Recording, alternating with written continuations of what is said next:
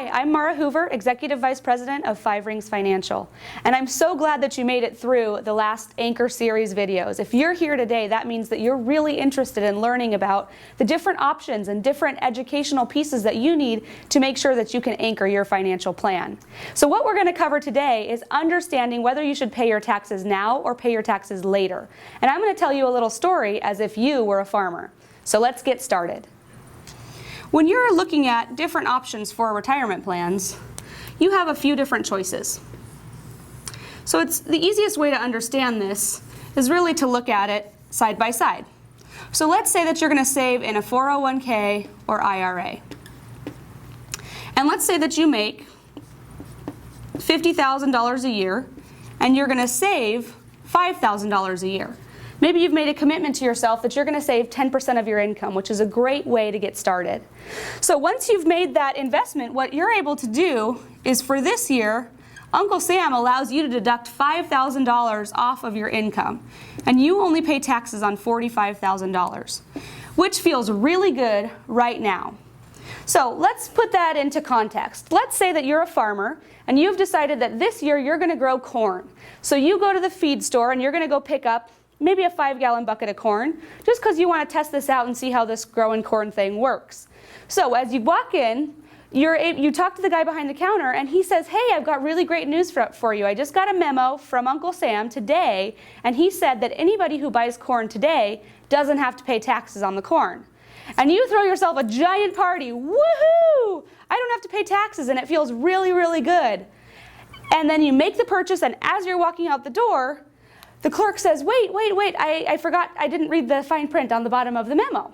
Well, the question is, do you want to pay taxes now or later? Basically, what the clerk tells you is, if you don't pay today, you're going to have to pay taxes on your entire harvest. So the question is, would you rather pay the taxes on the seed or the harvest? So in this specific example, what you're doing is you're saying, I don't want to pay tax on this seed. However, in the long run, as this money grows through your whole life, and this becomes your retirement, the big question is, as you take the money out the other end, how much in taxes are you going to owe to Uncle Sam? That's a big question. So what we've done is, in a lot of cases, it's better to look at using something like a Roth IRA, what we call a tax-free account.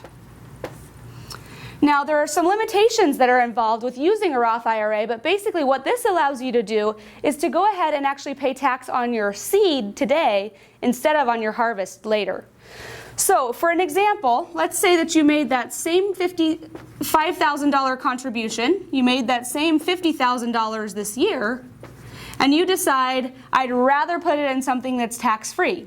So in that case, instead of subtracting that $5,000 off, you go ahead and pay tax on your full $50,000.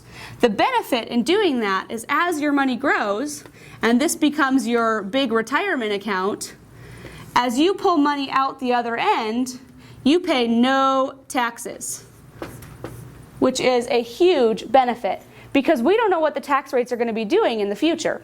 This is a great way for you to start to understand how taxes are going to affect your retirement dollars. I know there can be a lot of questions once you begin to figure this out, so I'd love to offer to have a conversation with you if you have any questions, or you'd like to sit down for a personal consultation. I understand this tax stuff can get really complicated, but I'm here for you, and I would love to be able to have that conversation if now's the right time.